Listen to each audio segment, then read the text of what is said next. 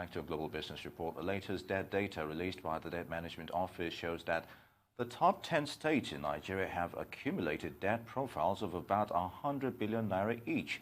Collectively, these highly indebted states such as Lagos, Rivers, Delta and Cross River State owe both external and domestic debt to the tune of 2.74 trillion naira. A recent surge in the debt profiles of both the federal and state governments has caused new concerns for policymakers.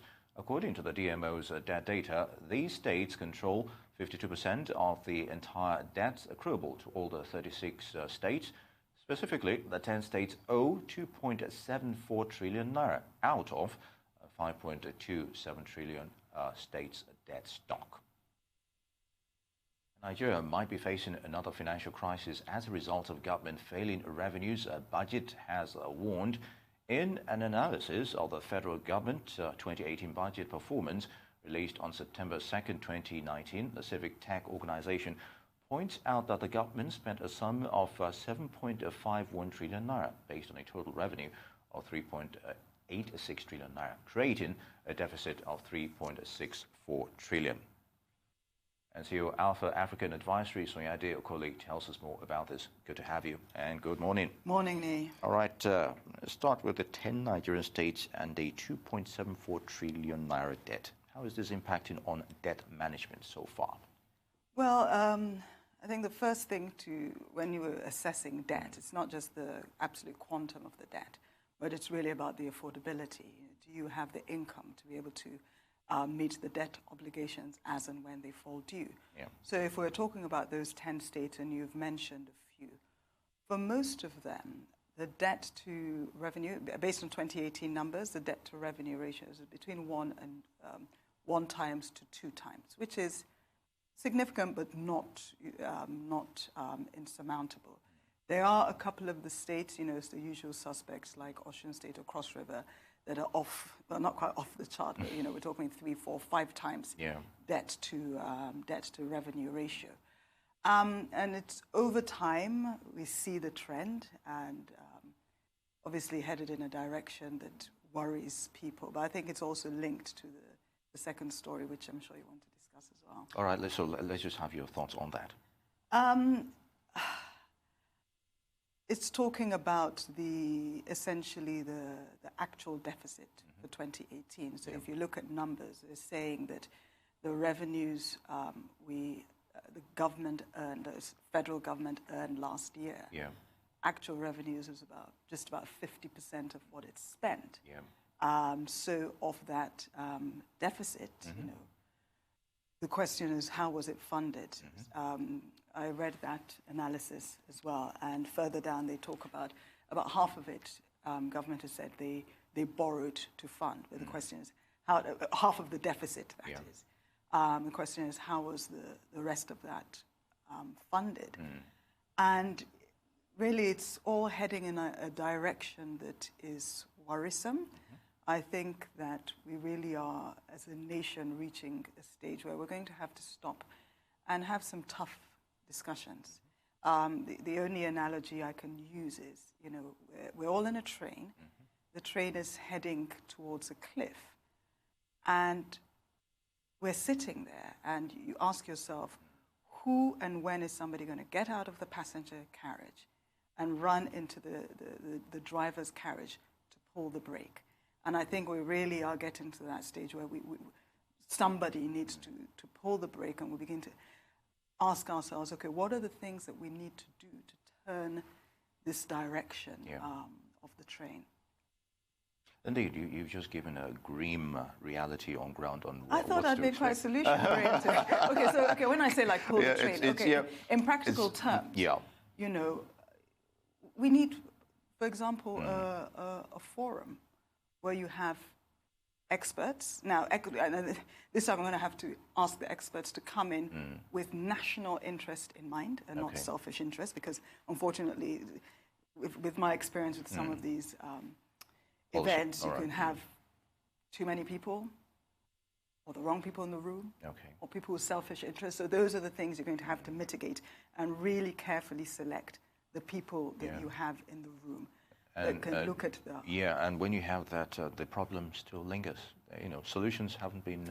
So, but what I'm saying, if you have the right people in the room all right. with the right mindset, taking a long, hard, honest look at the situation and saying, yes, it's difficult, but it's not impossible. All right. But we have to, you know, they say the first step to solving a problem is acknowledging the problem. Exist, yeah. Dimensioning the problem, and then saying, okay, you know, what are the possible solutions? I was trying to think that, I think it's a southern African country. Some video went viral a couple of weeks ago where they've had to cut the cost of governance, and they were going as far as to say, sorry, we're going to limit the number of cars you can use, et cetera, et cetera. Practical steps. Yes. You know, if we have an OPEX that we can, you know, scarcely afford, basically our revenue was less than our recurring costs. Talk less, in 2018, talk less of CapEx. Then we have to look at our recurring costs and say, you know, how can we reduce it? But we recognize that, you know, there are other issues such as unemployment. So you can't just say, oh, halve the civil service. It really isn't as simple as that. But it's looking at, you know, where is the money going and how can we reduce the cost of governance? Interesting scenario there. But I would still like to, yes, the revenue issue, and of course, let's go back to the debt issue as well. It is said the size of the debt is important for sustainability. So are we on the path at this rate? Yes, you've already mentioned the runaway train, as it were, but is there something we can do to mitigate this?